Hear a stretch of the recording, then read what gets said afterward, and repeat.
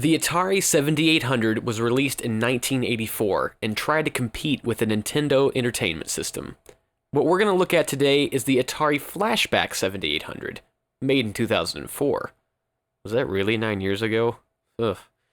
It's a plug and play with 20 games built in, but we'll get to that later. The first thing that surprised me was the size of the thing. The controller is almost as big as the console itself, and is visually similar to the original 7800, having 2 buttons on the side and a joystick in the middle, with the addition of pause and select buttons. When you turn it on, you're taken to a menu where you select your games. If you select the cartridge slot on the 7800 on the screen, you'll be taken to a little bit of history about the system. Alright, let's get into the games, shall we? The first game is Adventure. You're a block moving around what appears to be a castle. You get a key, open a door, find an arrow which kills monsters, and allows you to get other items, like keys.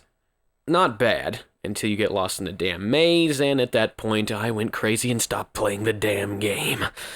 Number 2, Air-Sea Battle.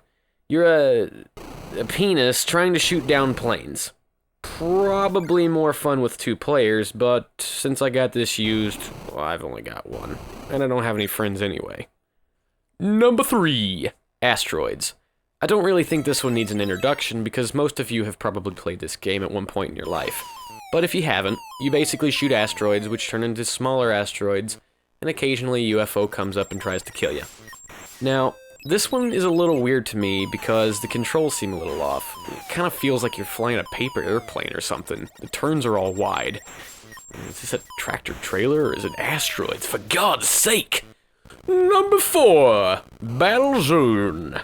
Now, this one you're a tank in first person and you shoot other tanks. UFOs and land speeders? Sorry, Luke. Actually, it's pretty fun. I just suck really bad at it. You do have a radar at the top of the screen, but it doesn't help me much. Always get my ass handed to me anyway. At number 5, we've got a game that needs a little introduction again. It's Breakout. You're basically a paddle, smacking a ball, breaking the bricks. Simple as that. But my God, can that ball move fast.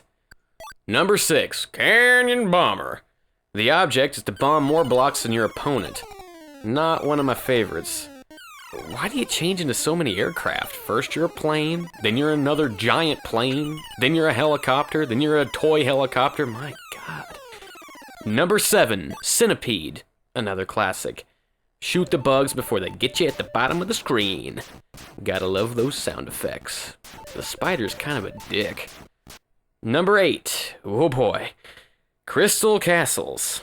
Aside from being a pretty great band, the game controls like shit. I'm pretty sure it's just the general nature of the controller, but it really starts to show on this game.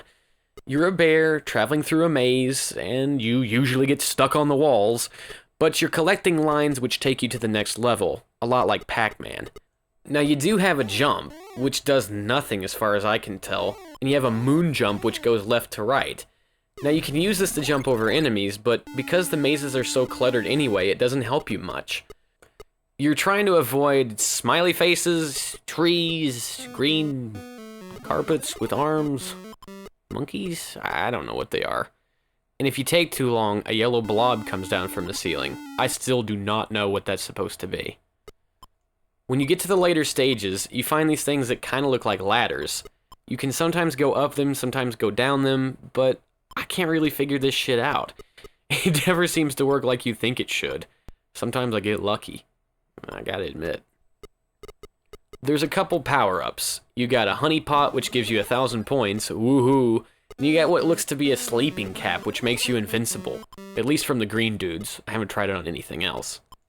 Crystal Castles is not a horrible game. It's just screwed by the awful controls. Ugh. Ah, shit, I'm stuck on the wall again. Number 9, Desert Falcon. You control a falcon flying through a futuristic Egypt shooting down bugs. I think they're bugs. Up and down control your altitude. Down is up is down. A little confusing at first, but you get used to it. My main complaint with the controls of this game is that when I'm trying to go left and right, half the time it reads it as going up or down. It's because the controller sucks so bad. It ruins the entire experience of the game.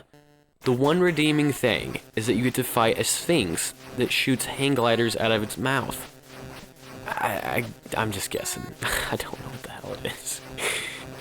Number 10, Food Fight. This is one of Adam, the 2600 Guru's favorite games on this console. And with good reason, it's a really good one. You fight chefs off by throwing food at them and have to eat the other food on the other side of the screen. And it has this really cool animation when he eats it.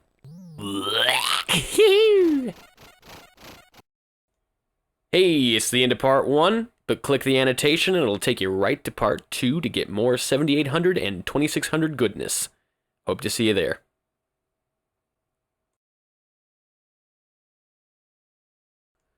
Did you guys like what you saw? I hope. If you did, hit that subscribe button and I can give you more retro game reviews and playthroughs, some good, some bad, and we'll go on this journey to discover them together.